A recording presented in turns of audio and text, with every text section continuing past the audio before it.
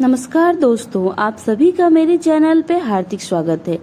मैं आज आपके लिए लाई हूँ कार्तिक मास की कथा। तो चलिए बिना समय वेस्ट के हम कथा स्टार्ट करते हैं।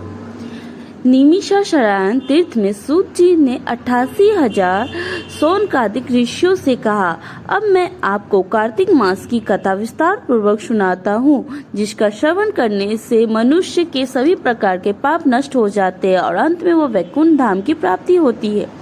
सूत जी ने कहा, श्री कृष्ण जी की अनुमति लेकर देव ऋषि नारद के चले जाने के पश्चात सत्यभामा प्रसन्न होकर भगवान कृष्ण से बोली, हे प्रभु, मैं धन्य हुई, मेरा जन्म सफल हुआ। मुझ जैसी त्रिलोकी सुंदरी के जन्मदाता भी धन्य है, जो आपकी 16,000 स्त्रियों के बीच मैं आपकी परम प्यारी पत्नी बनी। मैं आपके साथ नारद जी को वह कल्प वृक्ष आदि पुरुष विधि पूर्वक दान में दिया, परंतु वही कल्प वृक्ष मेरे घर लहराया करता है।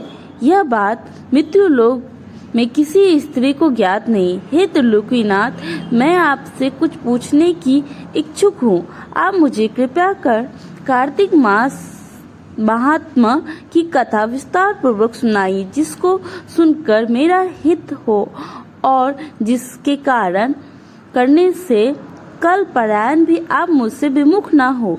सूत जी आगे बोले, सत्यभामा के ऐसे वचन सुनकर श्री कृष्ण ने हंसते हुए सत्यभामा का हाथ पकड़ा और अपने सेवकों को वहीं रुकने के लिए कहकर विला संयुक्त अपनी पत्नी को कल्प वृक्ष के नीचे ले गए। फिर हंसकर बोले, हे प्रिय, 16,000 रानियां में से तुम मुझे प्राणों से के समान प्रिय हो। तुम्हारे लिए मैंने इंद्र एवं देवताओं से विरोध किया है। हे कांति, जो बात तुमने मुझसे पूछा है उसे सुनो। एक दिन मैंने तुम्हारी इच्छा पूर्ति के लिए गरुड़ पर सवार होकर इंद्रलोक जाकर कल्प वृक्ष मांगा। इंद्र द्वारा मना किए जाने पर इंद्र एवं गरुड़ के में घोर संग्राम हुआ और गौलोक में भी गरुड़ जी गौओं से युद्ध हुआ। गरुड़ की चोंच को चोट से उनके कान एवं पूंछ कटकर गिरने लगे, जिससे तीनों वस्तुएं उत्पन्न हुई। कान से तम्बाकू, पूंछ से गोभी और रक्त से मेहंदी बनी। इन तीनों का प्रयोग करने वाले को मोक्ष नहीं मिलता। तब गौओं ने भी क्रोधित होकर गरुड़ पर वार किया, जिससे उनके 3 पंख टूटकर गिर गए। इनके पंख पहले पंख से नीलकंठ, दूसरे से मोर और तीसरे से चकवा चकवी उत्पन्न हुए। हे प्रिय, इन तीनों का दर्शन करने मात्र से शुभ फल प्राप्त होता है। यह सुनकर सत्यभामा ने कहा, हे प्रभु, कृपया मुझे मेरे पूर्व जन्म के विषय में बताइए कि मैंने पूर्व जन्म में कौन कौन से दान, व्रत एवं जप नहीं किए। मेरा स्वभाव कैसा था, मेरे जन्मदाता कौन थे और मुझसे मृत्यु लोक में जन्म क्यों लेना पड़ा। मैंने ऐसे कौन से पुण्य कर्म किया था जिससे मैं आपकी अर्धांगिनी हुई। श्री कृष्ण ने कहा, हे प्रिया, अब मैं तुम्हारे द्वारा पूर्व जन्म में किए गए पुण्य कर्मों को विस्तार पूर्वक कहता हूँ, उसे सुनो।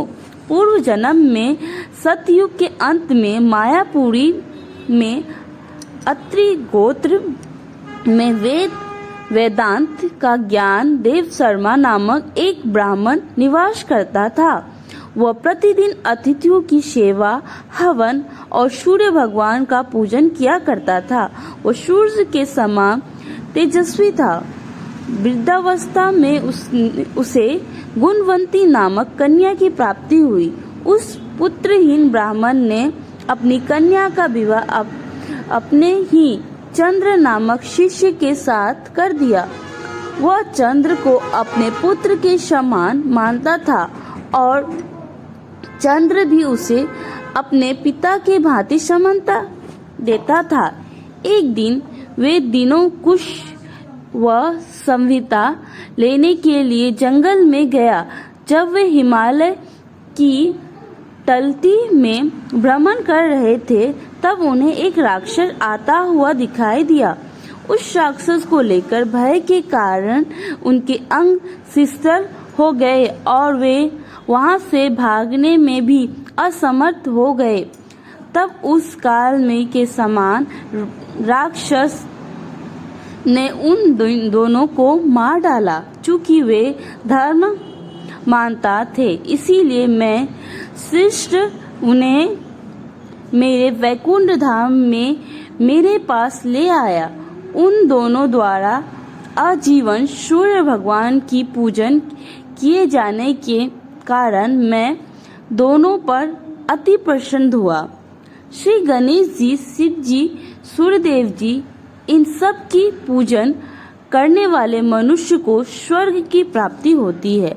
मैं एक होता हुआ भी काल और कर्मों के भेद से 5 प्रकार का होता हूँ। जैसे एक देवता, पिता, भ्राता और आदि नामों से पुकारा जाता है। जब वे दोनों विमान पर आरूढ़ होकर सूर्य के समान तेजस्वी रूपवान चंदन की माला धारण किए हुए मेरे भवन में आए तो मैं दिव्य भोगों को भोगने लगे। एक दिन मैंने श्री कृष्ण सत्यभामा इच्छा पूर्ति के लिए गरुड़ पर सवार होकर इंद्रलोक जाकर कल्पवृक्ष मांगा।